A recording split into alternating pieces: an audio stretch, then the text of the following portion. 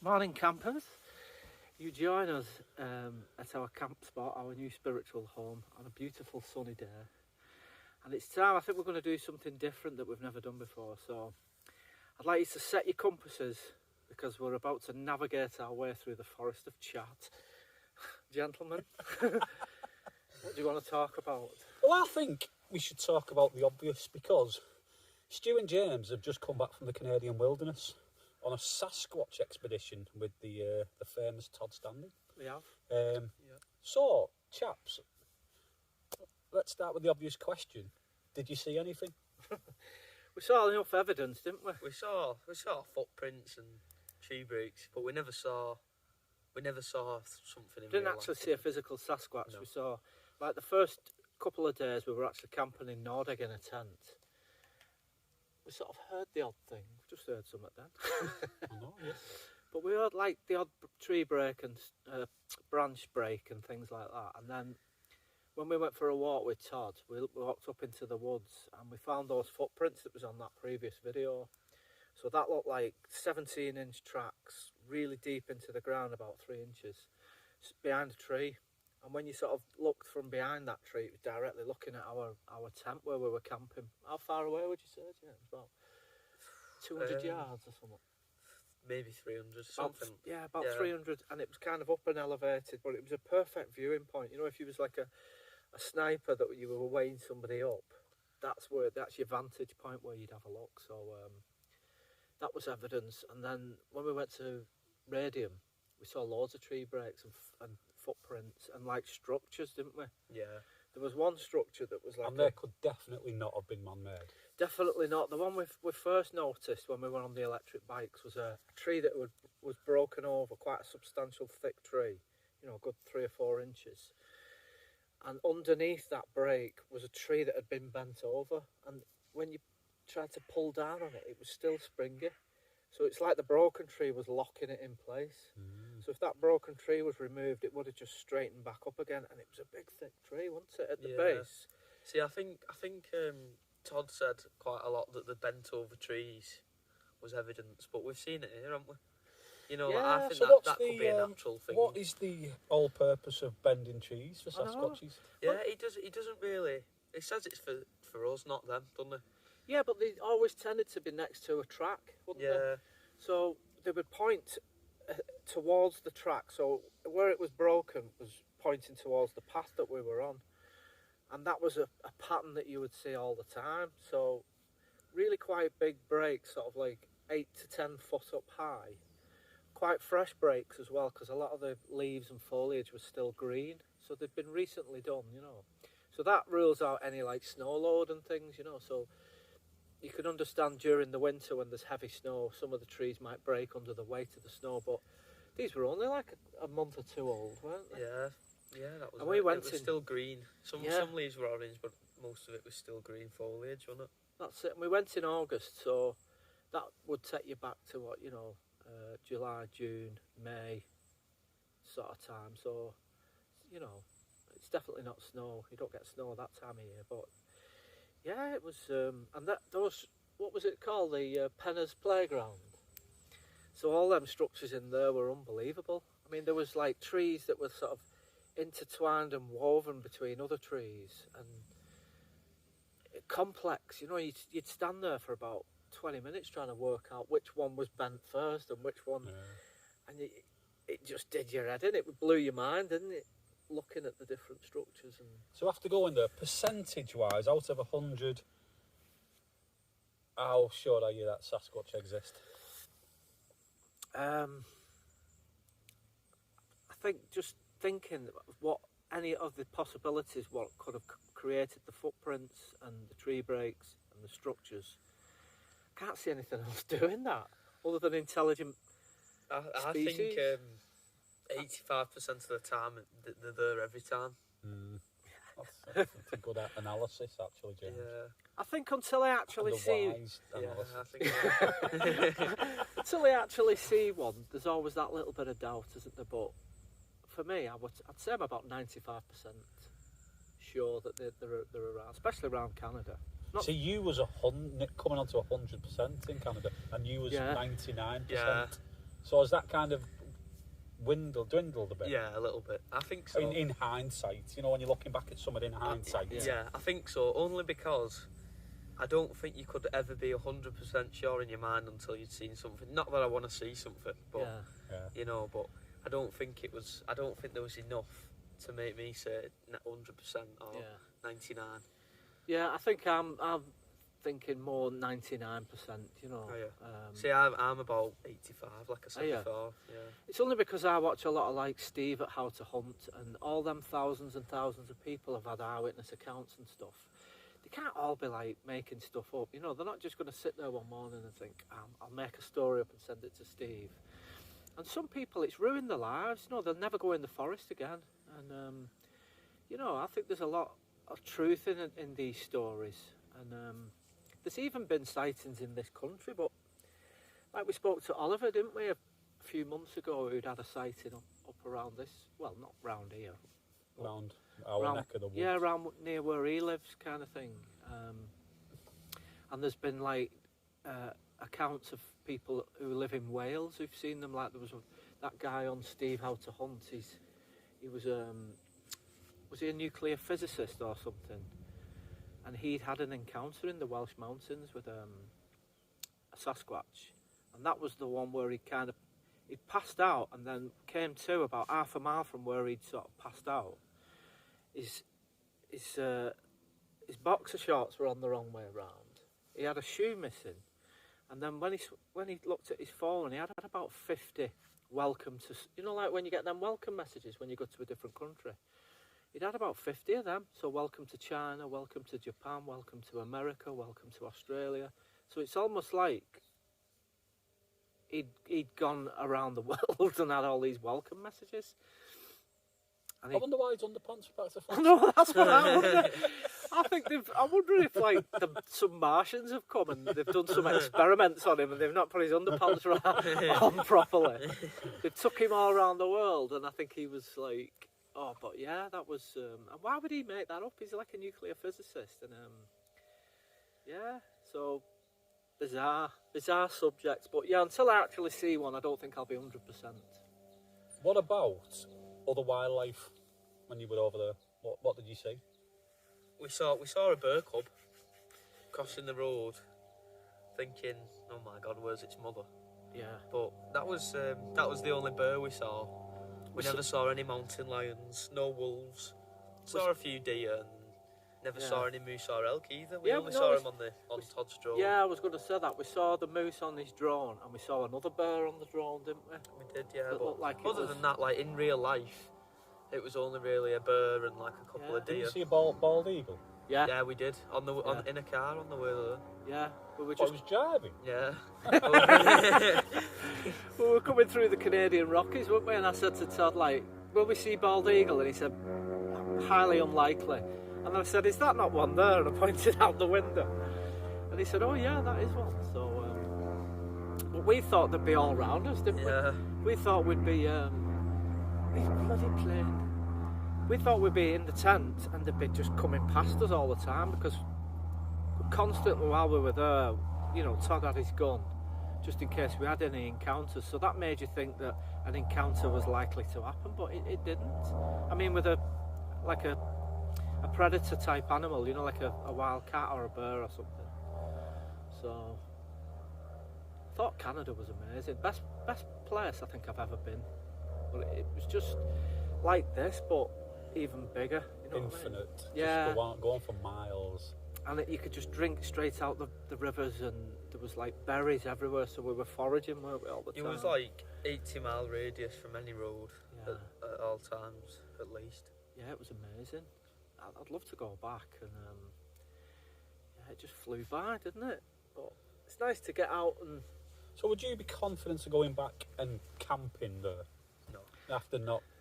you know, like you both thought there'd be birds walking past your tent every 5 minutes and that, and it's obviously not like that.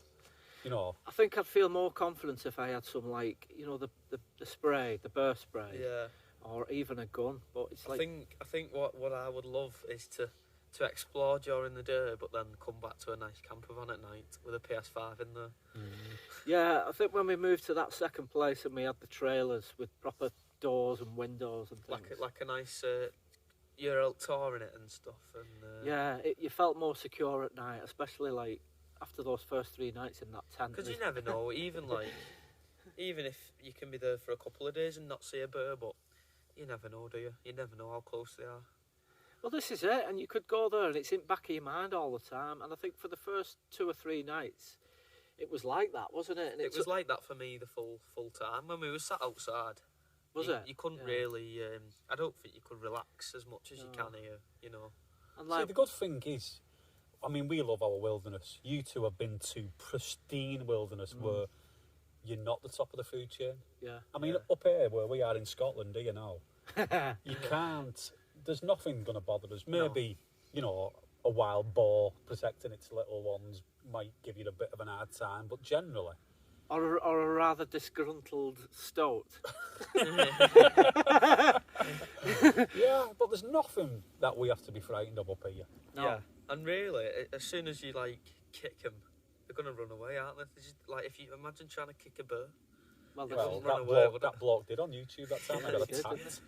and I suppose that will add to the, you know, we've got no worries here, so you can rest easy at night. You're not constantly looking behind. You can play music. I wouldn't. I don't think I'd ever play music in Canada. And you're not worried about cooking either, because when we were in Canada, if we were eating or making food, you'd have to make sure you didn't drop anything, because, you know, they can smell for miles, can't they, these burrs and stuff. So you'd have to make sure that you didn't leave any bacon. Did Todd actually keep the food away from your camp, or did you just keep it in his truck, or what? Kept it in his truck in like cool boxes. Yeah. And then at night, when he wanted to just heat up the stuff, he'd just either heat it up on a burner or in the trailers. He had like a little hob, and he just it was them like foil trays, you know, that you get from takeaways. Yeah. And he just heat it up in the actual foil and just. It was Still not as good as a mess tin though. Can't beat the old army mess tin. No, you can't. So So if anyone's got any comments about it, or you've got any ideas of stuff we can talk about, because we've got a few ideas to bounce around, haven't we? I mean, I've not looked into Sasquatch like you guys have, but my personal view is I'm intelligent enough to realise I don't know everything about everything. Yeah. So why not? And what's your percentage, do you think, of believing in them? I'd say about 67. Yeah. 67.5. About 67%. Yeah. Only because, like you say, there's a lot of people who've seen these things. Yeah. And they can't all just be cranks, can they? No, and there's a lot of unexplainable things that happen, isn't there, where you can't like say, well, what's caused this, and you can't come up with anything other than maybe something of a cryptid or spirit, you know, like I mean, it's probably the same percentage with ghosts. Do I believe in ghosts? Yeah. 67%, because yeah, I 100% believe there's a spiritual realm. yeah. But ghosts like your Auntie Bloody Beth and shit like that, I don't know. What about UFOs and like intelligent life from other parts of the universe? What is it? 67% for that? No, I think as well? it's a bit higher. I'd say higher. Because there's nowhere we're the only living beings in the whole of infinity. I know. There's no chance. And No. we're not But like I don't quite believe they could get here. You know, like What about through a portal? yeah, potentially that'd be the only way. But I think I portals. don't think just flying. No. No way you could. Or get if here. there was some kind of fold in the galaxy where there was a wormhole or something, so you go from one side, you know, to the other in seconds. That would be the only way. But that's like physics that we've not even got to learn to understand yet, isn't it? Hey, but that's just another topic quantum physics. we could use for another time, isn't it? I mean, these are the kind of discussions we have on these camps. And it's not just about Sasquatch and UFOs and all that. Like, for instance, should we bring up one that always comes up? Yeah, go on. Heavyweight boxers, right? Could Mike Tyson match Usyk and Tyson Fury, for instance, the size of the guy? Yeah. Or Muhammad Ali, even. That's one that comes up quite a bit, isn't it? Tyson v and Ali. Muhammad, Yeah. But my personal view is Tyson would have absolutely mauled him. I think he would. I I don't care how much he can dodge. He can't dodge that. Not in his prime. Ali, I think, was 15 stone. Something like that. I mean, heavyweights are smaller then. Tyson was probably not much heavier than that, but he was solid and hard. Yeah. And he was knocking out blokes 6'7", 18 stone. You know what I mean? Like knocking them off the feet. Yeah. Well, this is it. And in the first few rounds, if Tyson hadn't dusted them, which he usually did, so that would be it. Ali would have to be floating like a butterfly and just around that ring, running away from him for the first 4 or 5 rounds. But he did that against George Foreman, Yeah. who was the Tyson of that era. Yeah. So if he could survive the first 4 or 5 rounds, then maybe he might have a chance. But, That's it. Tyson at his best wouldn't allow people to do that, would he? He would just flipping get in there. It was like... What about Tyson Fury then? I've lost a lot of respect for him, to be honest. He's a decent boxer, but I think he'd be very scared of Mike Tyson. Only because he's scared of Usyk at the moment. I don't think they're in as good a shape nowadays as they used to be, are they? When you see Tyson and Holyfield, they were just like... There wasn't a peck of fat on them, was there? And they were just solid. And a lot of these boxers now, they tend to use... They're really tall, aren't they? And heavy. But they're not like, you know, like sort of... what's it, sculpted, are they, like they used to be? Tyson Fury, though, he's surprisingly agile for a big man, isn't he? He is, actually, yeah. And fast. Yeah, he is. And he's got a great boxing brain. I think if he beat Usyk, he would gain my respect back. He's got a good reach as well, hasn't he? So someone short like Tyson with short arms, he could just keep picking him off, couldn't he? And, you know, with his long reach. I think Usyk and Holyfield would have been a great fight. Yeah. Because they're both about the same weight, both come up from cruiserweight. Yeah. Both flipping warriors, you know what I mean? Both got good boxing skills, haven't they, you know? And at the end of the day, Tyson Fury and Usyk have never been beat. That's true. Never been beat. Yeah. That's true. You know? Yeah. Oh, well, you know, these topics are great. I mean, sometimes we'll have bizarre conversations, won't we, as well? Like, how do you really tell the difference between a stoat and a weasel? But yeah, if you think of any subjects you'd like us to talk about, comment below and let us know, and we will discuss all topics. We'll open up whether we know anything about them or not. And if we don't know nothing about them, we'll just blag that we do. We'll just make it up.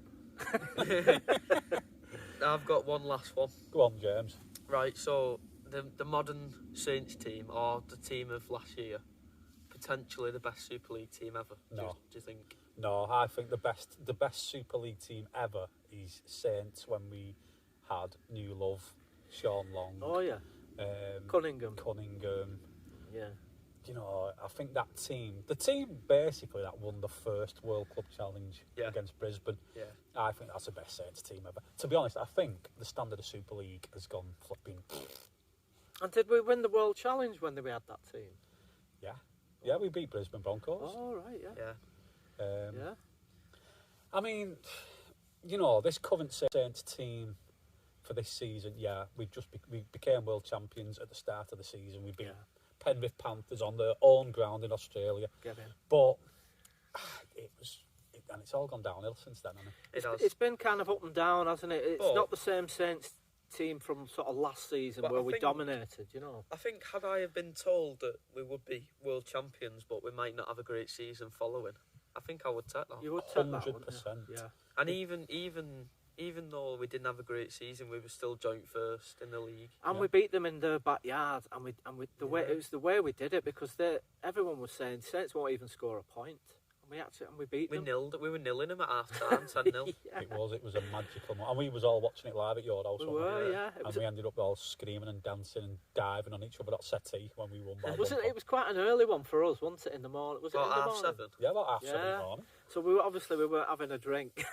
But, yeah, so it was, and that made me and James get a season ticket, really, because at the end of last season when we won it for the 4th time, we were thinking, can't miss any of these games, and so me and James got season tickets, and therefore have not regained our title. I don't think I'll buy one next year.